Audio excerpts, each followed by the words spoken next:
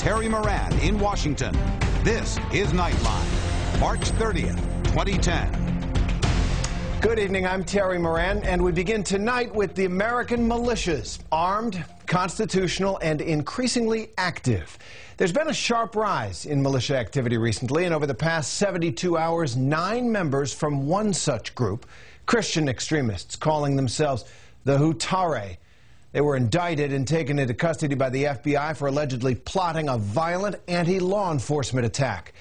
This incident has fueled the perception that the groups are sinister.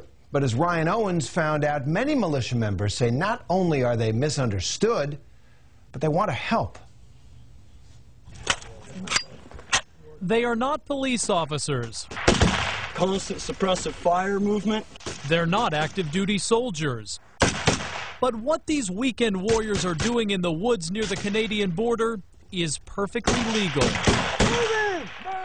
You're watching a Saturday training session of the 21st Battalion of North Idaho's Lightfoot Militia. A heavily armed force, we're told numbers more than 100.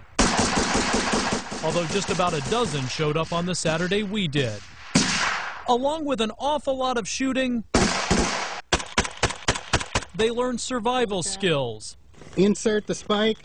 First aid lessons from one of their members who's also a firefighter. It's called the external jugular.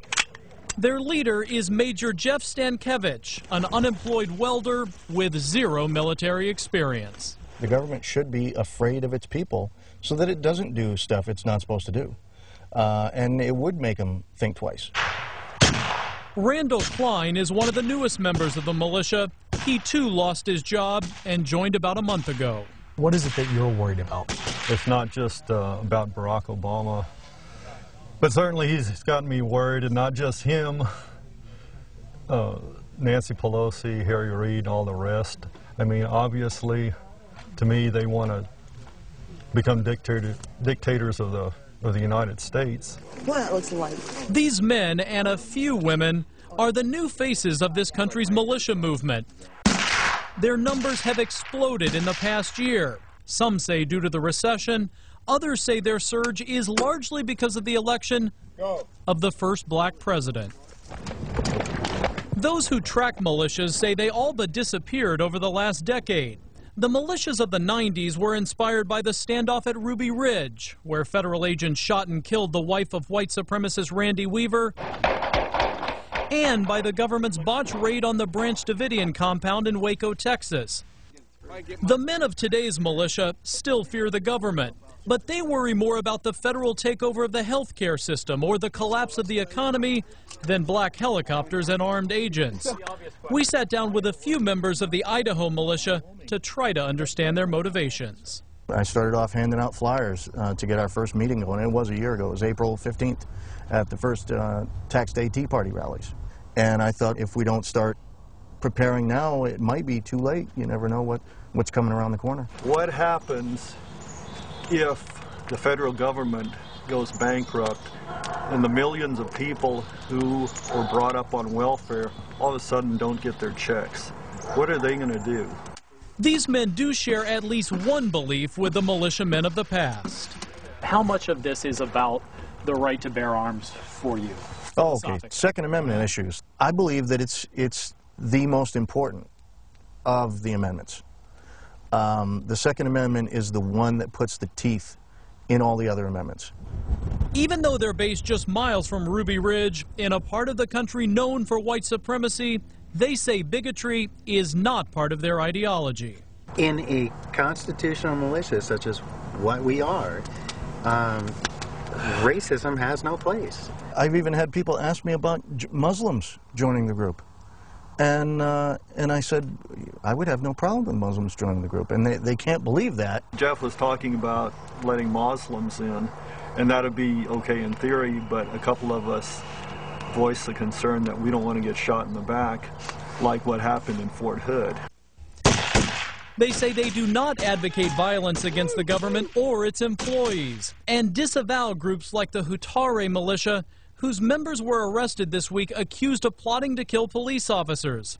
But the lines can be blurry. Hutare's website lists only 4 links, one of them the webpage for the North Idaho Lightfoot Militia. Still, local law enforcement officials say the militia here seems to be doing everything above board. They've met with the sheriff's department, even advertised their training. As long as they, adhere to the Constitution of Idaho, adhere to the laws, that we don't have a problem with them organizing. It's just like any group. If you or I want to form a stamp collecting club, under our Constitution, you can form that club. But the real authorities are quick to point out they will not be calling on the militia in an emergency. We want to make sure we know the people that are coming to our crisis, and so we do background checks and we know our search and rescue people. This militia, we do not know them, their training levels or what their abilities are, so we would not call them. Stankevich founded the Idaho Militia just a year ago and has been busy trying to convince the community not to fear them. He teaches kids in the local band, marches in parades. Militiamen even act as crossing guards at local events. On our way to that Saturday training in the woods, he explained why. Does the militia have an image problem? Oh, big time. Everyone in the country, if you ask them about the militia, it's a bunch of gun-toting, drunken rednecks who run around the woods shooting at anything that moves. And that's not who these guys are. They have jobs, they own businesses. These are not crazy people. These are regular, average, everyday guys. But as we said, most we talked to, including Stankevich, don't have a job. And yes, most do take unemployment from the state. They argue it's insurance, not welfare. North Idaho's largest industry, logging, has been decimated, and unemployment here hovers near 20%. Economic uncertainty about themselves and their country is a driving force. If you want to have free health care, and you want to have gay marriage, and you want to have, it doesn't matter, whatever you want to have, any welfare programs, line them all up in your state. The states were supposed to be different. So that way I could live in a state that believes, and live around people that believe the same sort of things that I believe for the most part. And liberals, if they wanted to live in another state, all around people who believe what they believe. Speaking of state issues, the man firing that very large gun is hoping to be the next governor of Idaho. One of his major campaign promises, support a statewide militia. I think in the way politics are going in the United States and the Tea Party movements, I mean, the whole atmosphere promotes people wanting to get prepared. And I think that's what this is all about. Republican Rex Rommel raised eyebrows last year when he joked he'd like to buy a license to hunt President Obama. When he ran for Senate in 2008, he got a measly 5%. This year, he says things have changed. It's because of the current administration's policies. The more they force upon the states, the more noise there is, the more concern people have, the less freedom there is.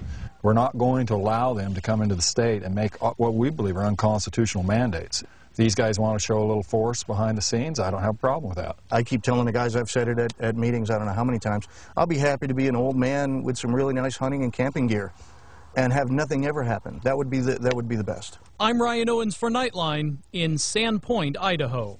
Armed and ready, if necessary.